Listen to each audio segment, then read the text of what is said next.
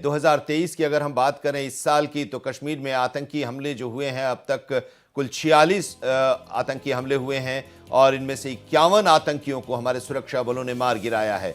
9 नागरिकों की इसमें अब तक मौत हुई है, जबकि 20 जवान हमारे शहीद हुए हैं। तो लगातार आतंकियों के खिलाफ कार्रवाई हो रही है भारतीय सेना की तरफ से और उन्हें हमारी सेना के जवान उन्हें मार गिरा रहे हैं। 51 आतंकियों को अब तक इस साल में ढेर कर चुकी है हमारी सेना और 20 जवान भी हमारे शहीद हुए हैं। 9 नागरिक इसमें अब तक उनकी मौत हुई है। तो 46 अब तक आतंकी हमले करने की कोशिश आतंकियों की तरफ से की गई है, लेकिन मुंहतोड़ जवाब भारतीय सेना देती रही है। हमारे साथ हमारे संवाददाता भी जुड़े हुए हैं, लेकिन हम जरा बता दें आपको, जो शहीद हैं हमारे, उनको सलाम देश कर रहा है, उनकी शहादत को सलाम कर रहा है कर्नल मनप्रीत सिंह, जो कि CO-19 की राष्ट्रीय राइफल्स से थे। 19वीं राष्ट्रीय राइफल्स के कमांडिंग ऑफिसर सेना मेडल से सम्मानित किए गए थे। पंजाब में पंचकुला के रहने वाले थे।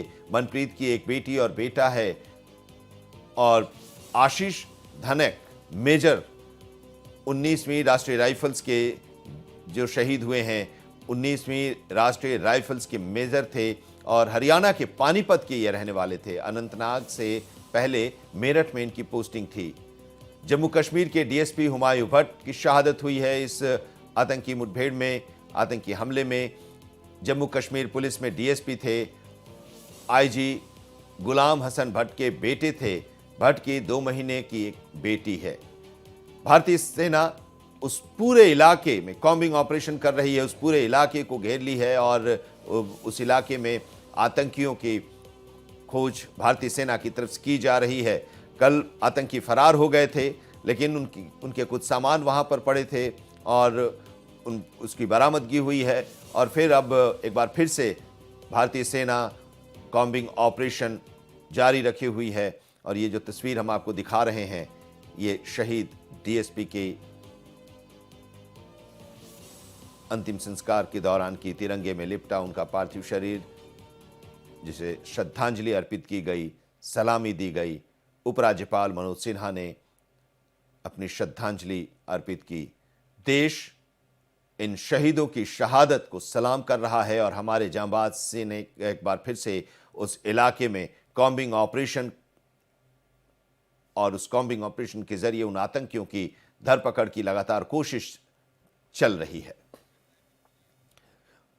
और मोहित हमारे संवाददाता हमारे साथ जुड़े हुए हैं, जो लगातार इस घटना के बारे में बता रहे हैं। मोहित, एक तरफ पाकिस्तान कटोरा लेकर घूम रहा है, भीख मांग रहा है, खाने के लिए उसके पास अनाज नहीं है और अभी खबर यह भी आई थी कि कुछ दिनों के बाद उसके जहाजों में ईंधन के लिए उसके पास पैसे नहीं है। वो पाकिस्तान अपनी आदत से बाज नहीं आ रहा है और भारत में वो आतंकी हमले कराने की लगातार कोशिश कर रहा है। लेकिन दूसरा सवाल, जो 370 धारा हटने के बाद जम्मू कश्मीर एक विकास के रास्ते पर लगातार आगे बढ़ रहा है, उसे डिस्टर्ब करने की कोशिश की जा रही है।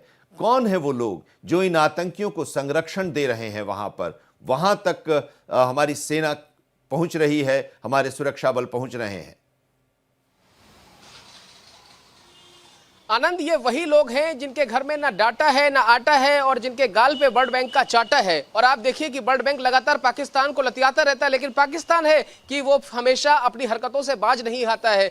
हमने उसको 65 में हराया, 71 में हराया, कारगिल में धूल चटाई, उसके बाद उसके घर में घुस के सर्जिकल स्ट्राइक की, पर पाकिस्तान मानने का नाम नहीं ले रहा, समझने का नाम नहीं ले रहा है। अरे कोई एक बार हारता है, 2 बार हारता है, 3 बार हारता है, चाटे खाता है, मार खाता है, उसके बाद तो कम से कम उसको अकल आ जाती है। लेकिन पाकिस्तान है कि हर बार पिटने के बाद भी उसको अकल नहीं आ रही। और आप देखिए पाकिस्तान के जो आला हुक्मरान हैं, पाकिस्तान के जो खुफिया विभाग के जो अधिकारी हैं, वो जितने भी लतियाए जाए उसके बावजूद भी उनको अकल नहीं आती। और देखिए उनका तो वो काम है, कहते हैं कि अगर आप बिच्छू के पास जाएंगे तो वो आपको डंक मारेगा। तो जो पाकिस्तान के खुफिया अधिकारी हैं, उनका वो काम है कि भारत के अंदर आतंकवादी गतिविधियों को अंजाम दिलाना, भारत के अंदर कहीं ना कहीं अस्थिरता पैदा करना। और यही वजह है कि जब से केंद्र में मोदी सरकार आई है, तब से कहीं ना कहीं पाकिस्तान बिलबिलाया हुआ है। ये बिलबिलाहट पहले भी थी और आप देखिए इंदिरा गांधी ने किस तरीके तरीके से दो टुकड़े करके उसकी बिलबिलाहट को और ज्यादा बढ़ा दिया था। उसके बाद आपने देखा कि किस तरीके से अटल बिहारी वाजपेयी ने कारगिल के दौरान पाकिस्तान को धूल चटवाई थी। तो हमारी जो बहादुर सेना है उसके शौर्य गाथा को कभी भी जितनी बार उसका वर्णन किया जाए वो कम नहीं है। और आप देखिए,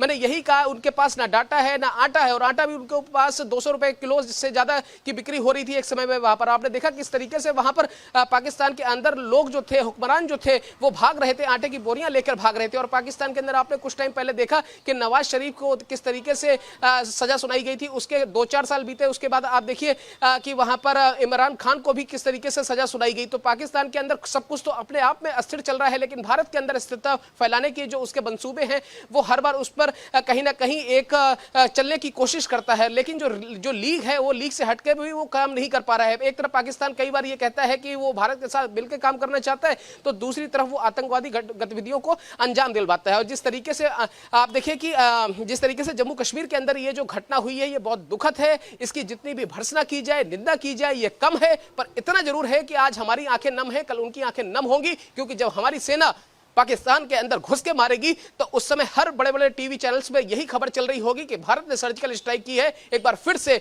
ठोक के दिखा दिया है।